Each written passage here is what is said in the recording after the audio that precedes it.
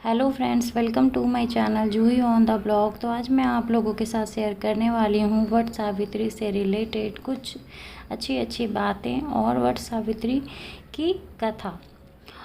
और वट सावित्री का व्रत कौन कौन कर सकते हैं। वट सावित्री का व्रत कुंवारी कन्याएं भी कर सकती हैं और जो शादीशुदा हैं वो तो करती ही हैं। कुंवारी कन्याएं क्यों करती हैं वट सावित्री का व्रत। वट सावित्री का व्रत करने से जो कुंवारी कन्याएं हैं उन्हें मनचाहा पति मिलता है, अच्छा पति मिलता है जैसी वो कामना करती हैं।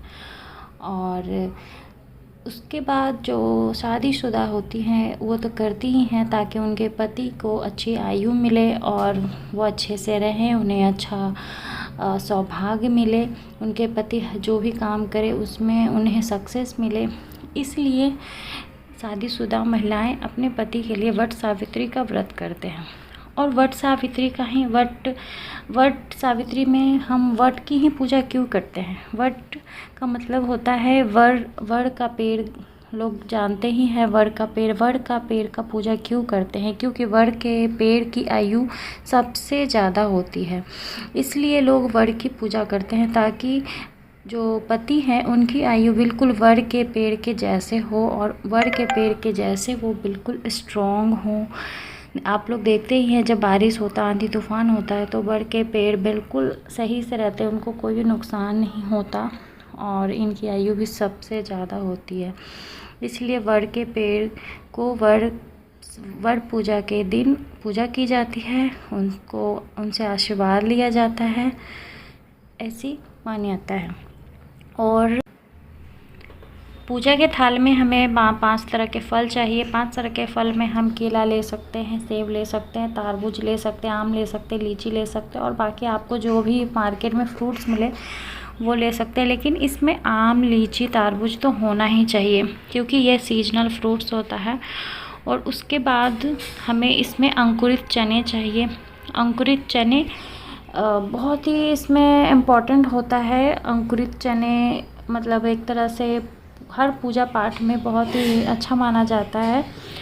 और उसके बाद पंखा तो ज़रूर चाहिए क्योंकि जब पूजा होती है तो पति को पंखा से हवा दिया जाता है।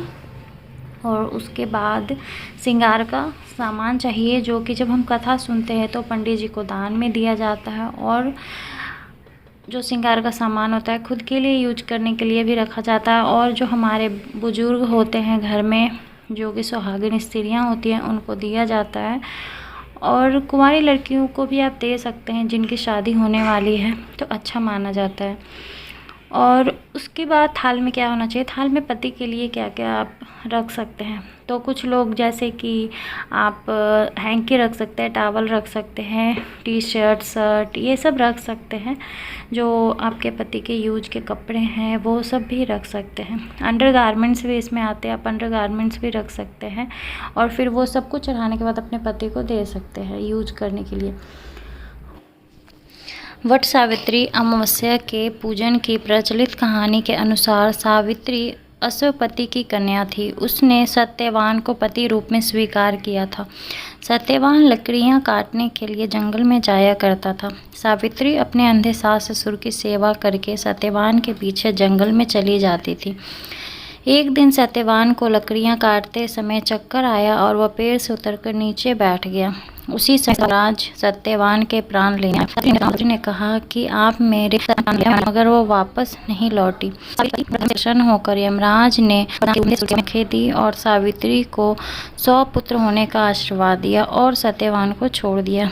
इसी वट वृक्ष के नीचे सावित्री ने अपने पति व्रत धर्म से मृत पति को पुनः जीवित कराया। तभी से यह व्रत वट सावित्री व्रत के नाम से जाना जाता है। वट पूजा से जुड़ी धार्मिक मान्यता के अनुसार तभी से महिलाएं इस दिन को वट अमावस्या के रूप में पूजती है।